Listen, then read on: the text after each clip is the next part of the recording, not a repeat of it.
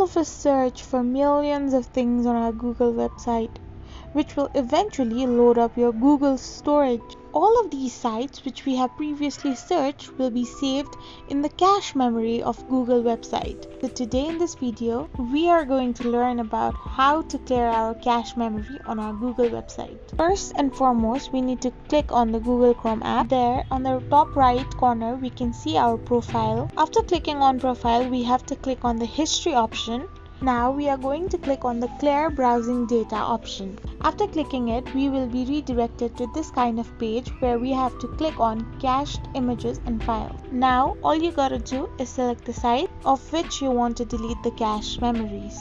This is how you simply delete your cache memory from your Google account. I hope this video was really useful to you all, so don't forget to hit that subscribe button and do give us a thumbs up as well. If you have any queries, do comment down below. Thank you for watching. See you all in our next video.